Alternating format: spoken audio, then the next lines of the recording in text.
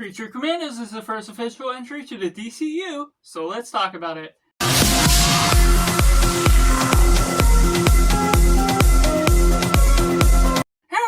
Cinema, where we focus on a film. I'm Josh, this is Simply Cinema. Let me know down in the comments below what you thought of Creature Commandos Season 1. Was it good? Was it bad? Or somewhere right in the middle? Let me know all your thoughts and make sure to like this video if you enjoy it. Subscribe if you haven't already to join in film culture community where we talk about love cinema as a whole. And getting right into the synopsis. When a government has a secret mission that needs to go under the radar, they signify a task force of criminals in order to take care of business. And taking it right into positives, there's a great way of building up this Creature Commando series, taking each and every episode and making them all, each of the characters, get each of their own individual episodes, building upon their origin story, each to their designated place, and how that fit in with the story as a whole, tasked with trying to kill this princess. Then certain things go about along the way, things change, the plans alter, and how that all makes sense with the motivations to each of their characters, changing up the storyline, being able to see the flashbacks here and there, being able to understand, and even if you don't always remember all the character names, getting to know all the characters through what they are, what they look like, their history, everything that's going on throughout their lives, and the stakes that are had throughout the season is something that's special for what this show has to offer, and it's also relatively short for each episode. It's the classic 22-minute length or somewhere around that makes sense for what you're getting out of each of these characters, what you're getting from the progression of the story arc as a whole, that really manages to build on some emotional weight here and there, manages to build up the stakes of what could go on with the Suicide Squad sort of mission that's all going about, and taking this as the first official project for the DCU, it has elements that hint towards possible things that are tied into James Gunn, the Suicide Squad. Even if it's not taking that whole project, saying that whole thing is canon, there's elements that are referenced and could be fun Easter eggs here and later on. And I've heard it's meant to be something that's going to be set on its own thing. This is more of a mature show, and so you don't necessarily feel like it's going to be something you can show your kids, that your kids will have to rely on being able to watch this in order to watch Superman Legacy or any of the following series or shows and movies that are going to come out.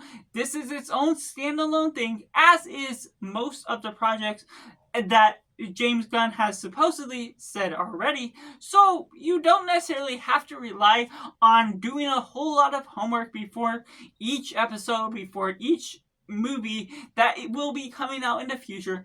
But the animation was 2D, and so it built up this lively look to what we're doing with the colors. Not necessarily anything particularly special, but still the general classic Saturday morning cartoon sort of vibe that you can just enjoy each episode for what it is, be able to enjoy the voice cast, build up what you're doing with the characters. There's special remarks with how they're building up the characters, the elements that provides the backstory as a whole, that builds up the emotional weight to what we're getting out of certain moments, that really builds upon the action, the tension that we're building up as a whole, that really does a lot in favor of what this show ultimately has to offer. And even with its basic animated effects, it feels like it has a great cinematic appeal that, while yes, this is a streaming show that we're watching, it still has something that makes it stand out with just what it does with its effects, and the writing itself is rather good for, of course, what we're getting out of James Gunn project,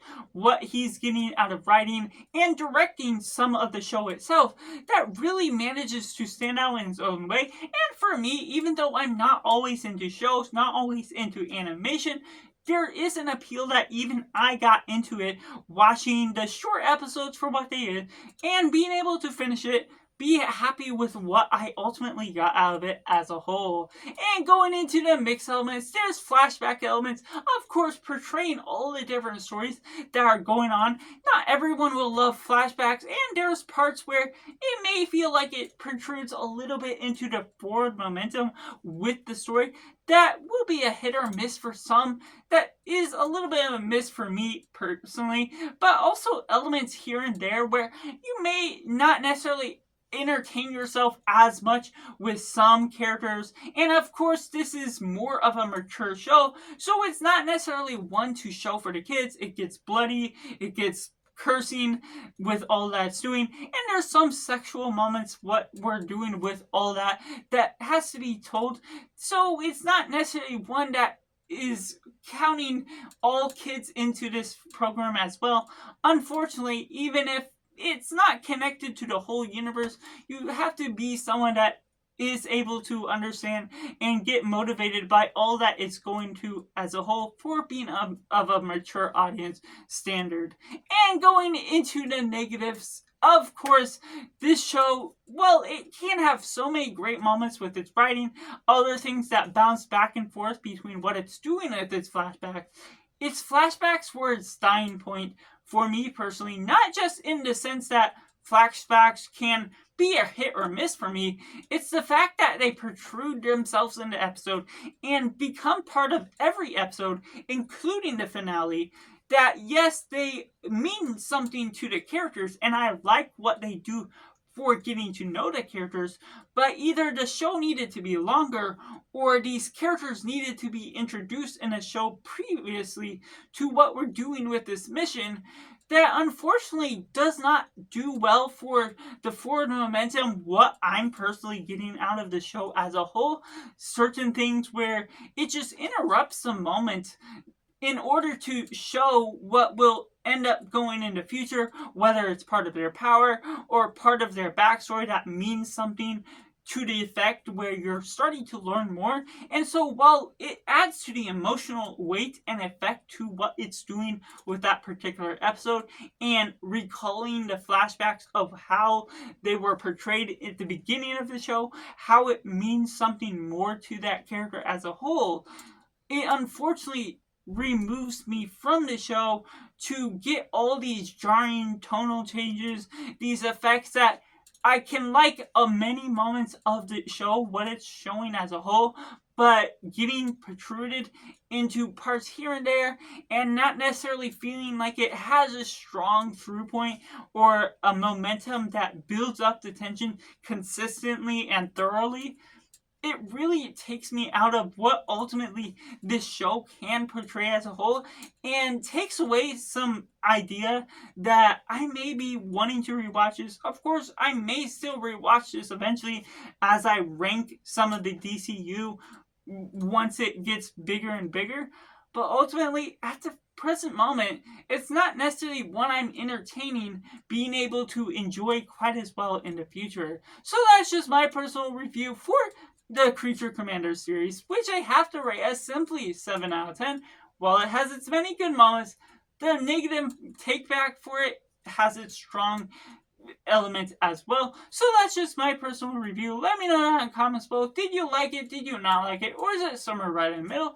Let me know all your thoughts. Make sure to like this video if you enjoy it. Subscribe if you haven't already to join in the film culture community where we talk about the love of cinema as a whole. So that's just all, and make sure to do yourself a favor and go watch a movie.